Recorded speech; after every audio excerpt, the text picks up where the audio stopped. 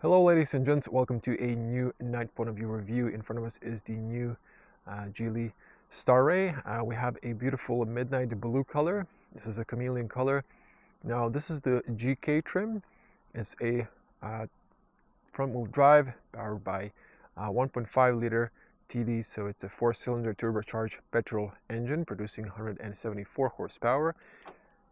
With 7-speed dual clutch automatic. If I unlock the car, you can see the little headlights dance and the beam comes on. We're going to test it outside the city, the performance. Now let's check the side profile. I parked it here because you can see on the street lights this beautiful color. We're sitting on 19-inch wheels. There's a GF trim.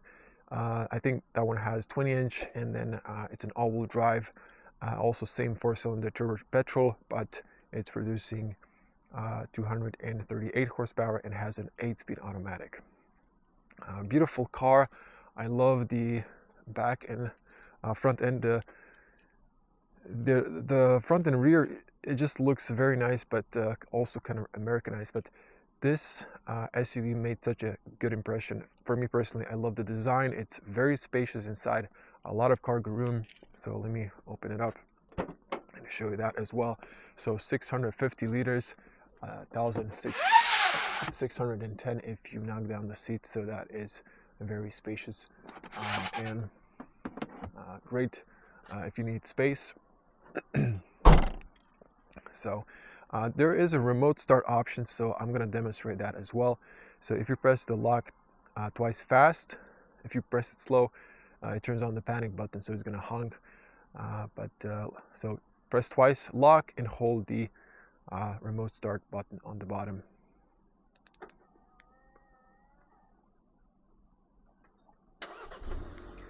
So you can see that car is turned on. I didn't mention this in the review, I tapped it in, but there's a physical key inside there's a little button you press. You can see there's a physical key inside the key fob. You can keep it in your pocket because when you approach the car, it unlocks. I didn't even touch the handles. So that's that. So it's really cool that you have this standard, because when it's winter, you can turn the car on, the AC will warm up the interior. I think I'm going to turn on the heated seats as well. Let me just wait. Yeah, I need to press the brake and the start button, because otherwise the car won't go forward, and as you can see, the infotainment will go into power saving mode when the car is on, despite the engine being on. So once again, you can see I can turn on the heated seats. If you hear the 2 clicks, that's a relay for shutting off and on. So someone asked that in the Cool Ray video. Okay, let's do a little music demo. Let's see if there's something on the radio. Okay, news.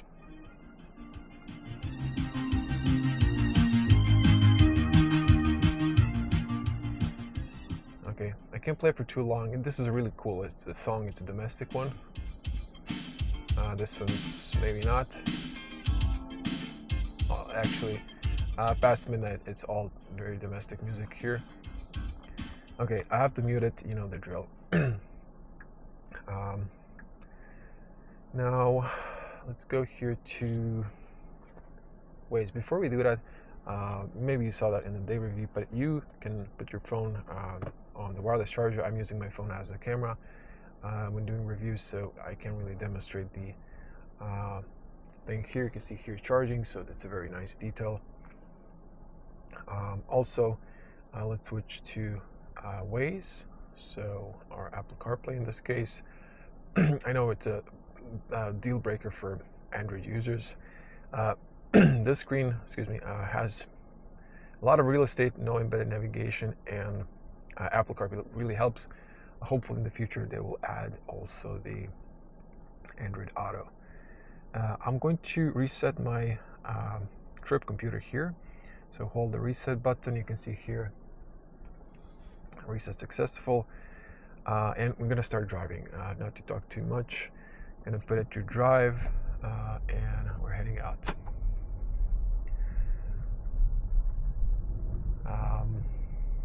Yeah, I wanted to show you the reverse camera, but or the 360 cameras, but I'm gonna use a turn signal. It's gonna engage it automatically. You can see here there's a lot of street lights, but the camera resolution is amazing. It just works great, and you can see a lot. So it's no problem parking this car despite its size, because you have great aid systems. In some cases, the A-pillar, like in this specific case, might be obstructive, but usually that's not the issue. They're very slim here, and there's a small window there. So, so far, no issue for pedestrians. It's really great. I gotta say, I love the Cool Ray, although the top trim I had on test was a little bit sporty looking with a spoiler. But this one, it really, this base trim is great. Now, in this one, you have the auto hold. I know that wasn't the case in the Cool Ray. Okay, now, before we start talking about the car, I just want to talk about the interior a little bit. It's very nice and posh. Geely has acquired Volvo almost a decade ago, and they know their business. And when I tell you the price of this car, which I don't think I've mentioned, I left it in the description of the videos, you're going to be mind blown, because this really feels posh, and I would say easy when you get in this car. And if you don't know the price, you're gonna tell it's a higher priced car. Now, interiors are very nice and posh. The materials are, and the build quality on a high level, and it's very comfortable. Although there's also one con: if you're a taller person, such as myself, and there's no lumbar. In this one, I'm not sure if you go for the higher trim and the GF, do you get lumbar support? That's maybe one thing I would really like. As a tall person, it's a very important thing for my back. But if you're average person, if you're not that tall, I know a lot of people just don't have that problems who are not that tall. That's just my problem. But there's a lot of you who are tall and looking for a tall SUV such as this one, so I'm adding this. Hopefully it's valuable information. The bottom of the seats, yeah, if you're driving a longer journey, you should take a break, because last night I was driving for an hour and a half, and it was like a little bit stiffness. So, but when you sit on them, they feel fine. The heated steering wheel is very nice. There's 3 settings, and just warms you up in the winter. Even the seat is a little bit hot now. But regarding infotainment, there is a little con maybe. There's a little con because if you're in Waze, and since you don't have the car's navigation, if you want to go out, you have to go here, and then you have to move this one and go to the back to this one, and then look down to find the AC control. Okay, the seats, I've set a timer for 5 minutes, so it goes off. Still very hot, but I'm going to turn off the heated steering wheel. You can actually lower it. There's 3 settings, but it's warm enough.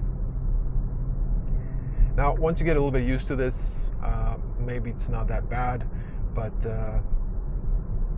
it'd be cool if you had AC on the bottom. I think maybe that's something they should add in the software update. But I've just noticed, I mean, so much paying attention to this. I was trying to pay attention to the road, but you're very much obstructed by this if you need to find something, if it's a menu inside the menu. So not really great.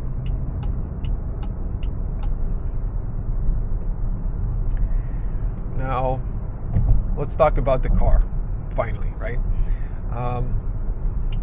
And before we do that, just want to emphasize again, I'm a 2 meter tall person if you're new to the channel, or 6.6 in feet. I've set it up here. I have a lot of knee room. I'm very comfortable, and I can sit behind myself and have also room and headspace in the back. I'm not even touching the panel roof. There's a panel roof here.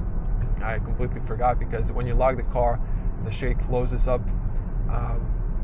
So it's open. Although with painted roofs, sometimes maybe you want to keep it closed because the shade acts also as an insulator for heat, not to lose heat through the glass, and also as a sound insulator as well. Now, cabin is nicely soundproofed on higher speeds, above 130. This is a big SUV. It's a boxy shape, so there's some wind noise coming, but up to 100 kilometers per hour, this is very well soundproofed. Now, coming to the car. This 1.5 turbo petrol works great. It's a very agile engine, speeds up nicely. I think we've finally heated up the coolant and the oil so I can drive a little bit more alive.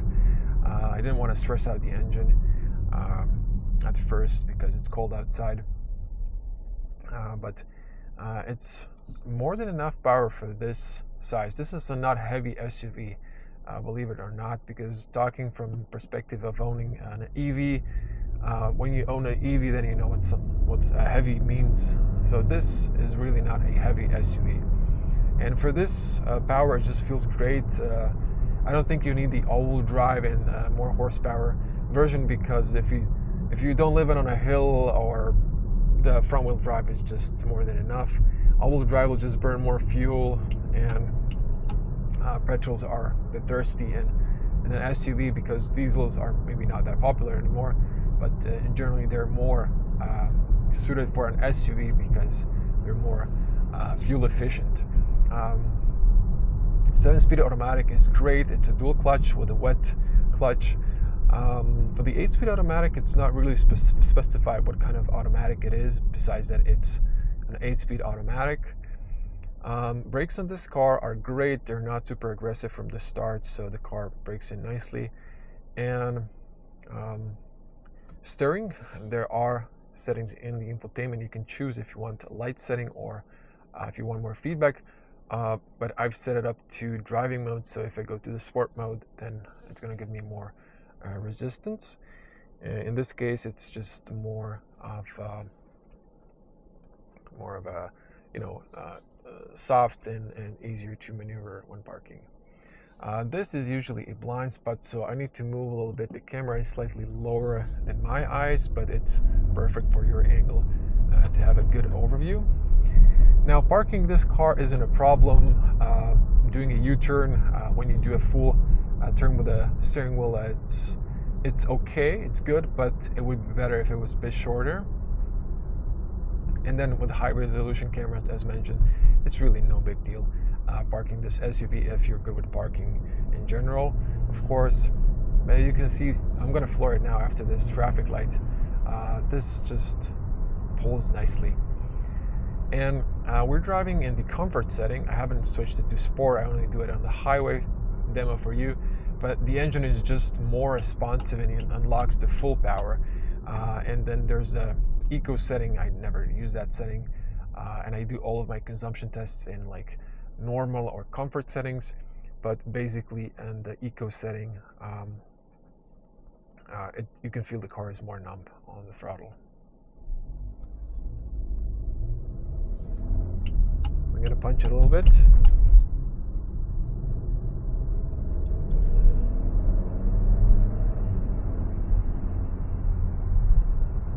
So just accelerates very nicely. Suspension is very comfortable and on the soft side. It's not maybe French soft, but it's I would say maybe German soft, maybe slightly more softer than German cars, but you can feel that it's 19-inch alloys, but very comfortable suspension, and I like it. More or less, I think I've summoned the car very well.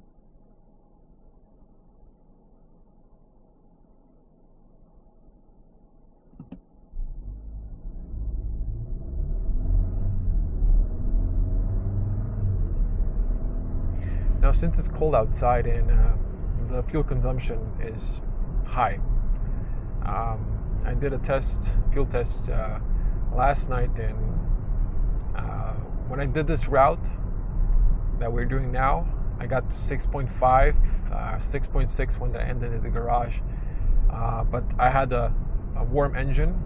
Now it's cold and it's just thirstier in that case.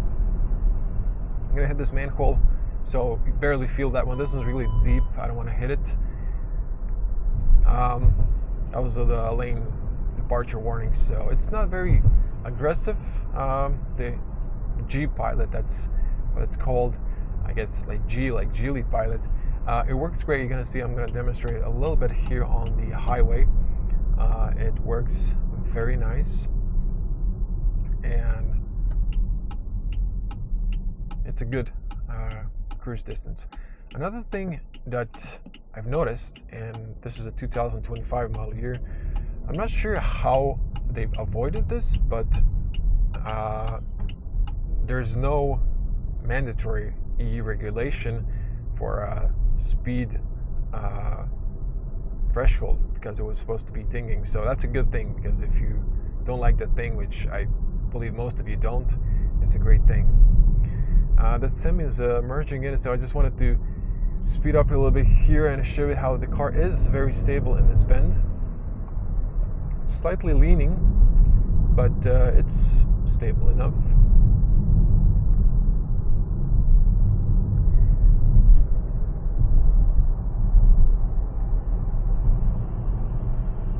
Okay, I'm gonna merge in. It's a little bit busy with this semi-trucks in.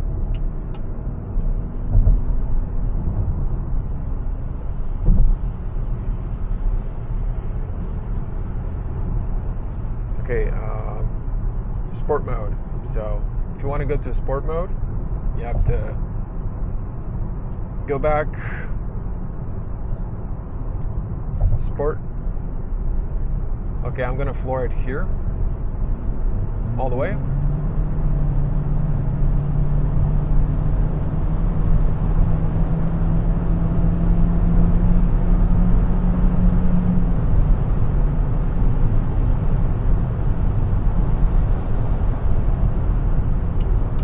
So just a little demo. Back to comfort.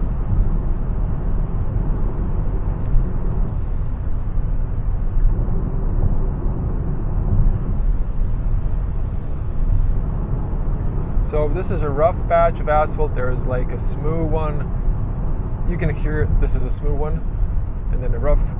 So you can hear with the winter tires. I'm going to slow down to 100 so you can hear the wind noise. So a good cabin, soundproof. Now we're going to turn on the pilot.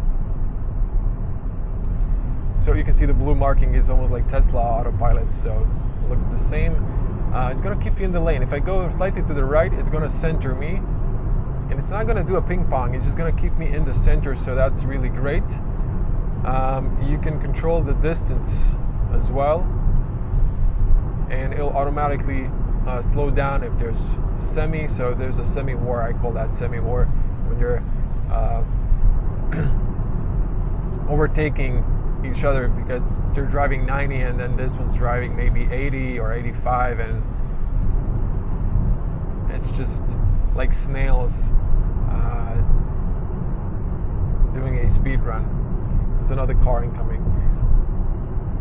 Now for the long beam that's automatic, you have to engage it manually. So you just twist the control towards the screen and it engages. But since these guys are just so slow,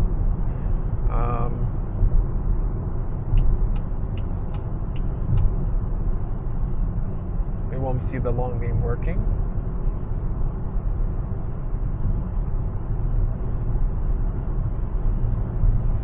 Okay, it's construction's up ahead in 80, but I know we have a little room.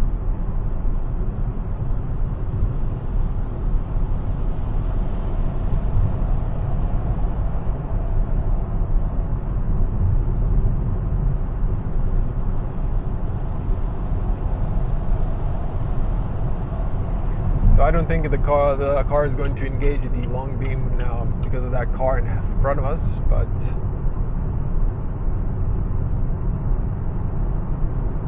But it's a nice and bright beam. I will engage it manually. There's no traffic besides the car in front. Just a short demo. You can see it's nice and bright. I will cancel the G pilot by pressing the brake and slow down. So I'm gonna move. Okay, this guy has stopped here.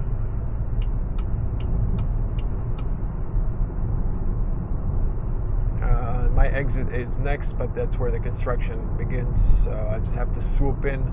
So I'll slow down to 80 now. Now it's 80. Okay, the long beam engaged because there's no one in front for a moment, but then there's street lights and it just disengaged.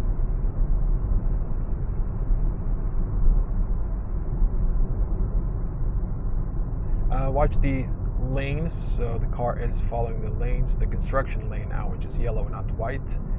It's not being confused, so that's a good thing. The cameras are reading the lanes correctly. And this is our exit. So all around, a very nice and comfortable SUV. I really love it. The way it handles, the way it drives, the performance. It's a little bit thirsty. That's maybe the only con, and a few things that infotainment that could be better. See, when you're using Waze, so there's nice police reports. You can see where the police is and where the speeding cameras are. Now, I drive according to the law. We have up to 100 kilometers, you can drive 10 kilometers faster, and above 100, you can drive 10% faster. You can always engage. This one doesn't have the speed limiter, but it has the cruise.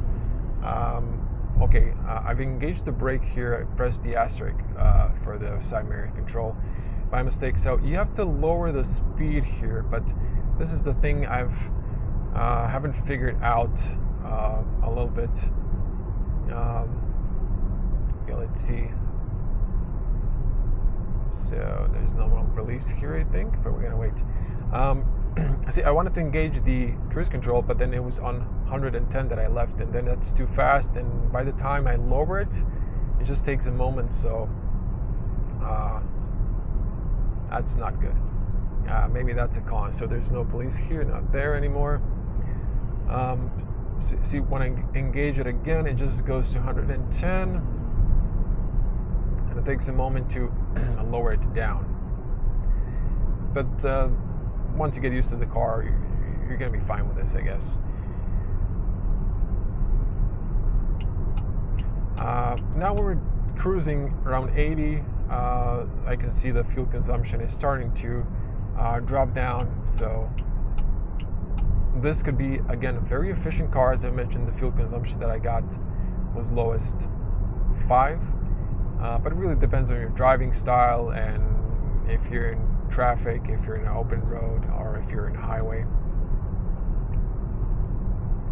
Now, if there was a car in front, or if there was like a jam, the car would slow down for you. So it has all that good stuff.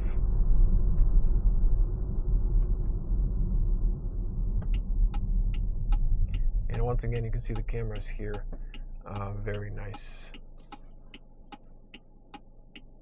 Now, maybe a few things I would like in this car is the blind spot and maybe auto dimming, but also in the infotainment, if you can lower this turn signal sound. It's just a little bit loud. I guess I got used to it now, but it's the first thing that I noticed when I sat in this car, how loud is the turn signal. And it's using this side speaker to play it here, and then on the other side, when you're using the right side turn signal, it's a little bit loud.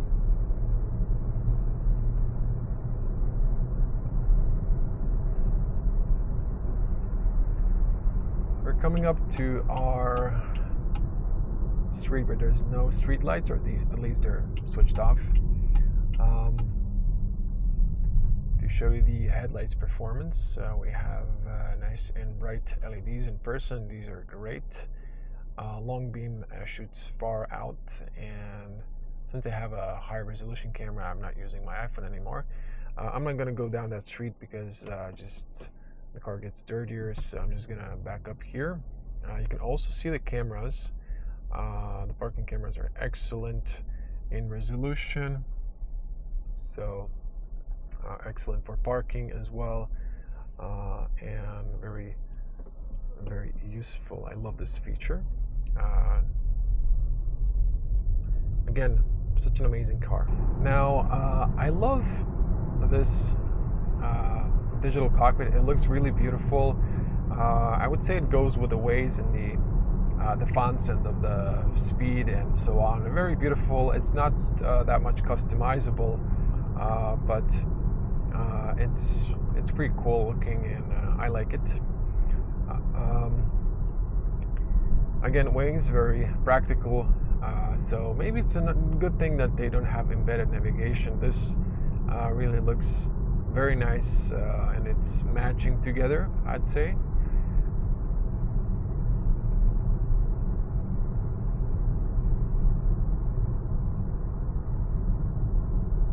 So these speeding cameras are not dead on the spots, so it's not gonna give you a ticket at 60. It has a tolerance of 10 or I heard 20 kilometers. But for those who are really speeding, it's gonna record you, but it doesn't flash. It's just gonna send you after 6 months a ticket, and then you're never gonna know you're a flash because it has an infrared camera. So that's the way it works.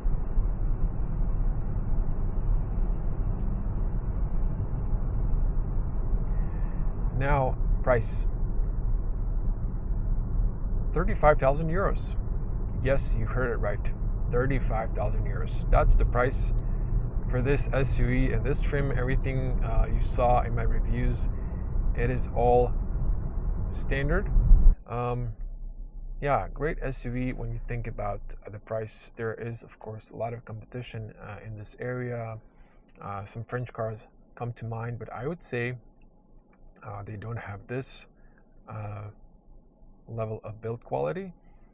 They are very close, but I feel like this is a notch better. Again, because of that Volvo experience, Geely's making really nice and posh cars. Now, considering some of the cons or some of the things that we've said, there's no names for the radio stations and similar stuff. Those compromises are something car makers have to make when they're fitting their budget and trying to put a price on a product. I would say, considering some of the savings and the price and what you get for the price, these are good savings actually. A lot of people just use Bluetooth to play music, and they use their streaming apps, so you know, they don't mind if they can't see the radio station. Even in some countries, this one doesn't have the DAB, but the FM, you know, in Europe we use it, but not in all European countries, and some countries don't use it at all, believe it or not. So that's that. So maybe that's why, one of the reasons why they just decided to save, or they're just not using it where they've designed the car. Now, regular audience knows this. We're gonna end our video in the garage. It's always point A to B, same route. So different cars, you can always compare them. The only thing that changes is the seasons. Sometimes there's road constructions and so on, but it's more or less the same. So browse the channel. Feel free to check out other cars. I, of course, didn't manage to get all the cars for reviews. I mean, all brands, but I'm trying. So if you subscribe and click the bell to get notified, that helps a lot. So it's easier get more cars. This is a little bit confusing. Pull towards yourself goes up, and pull forward goes down. But I guess you get used to it.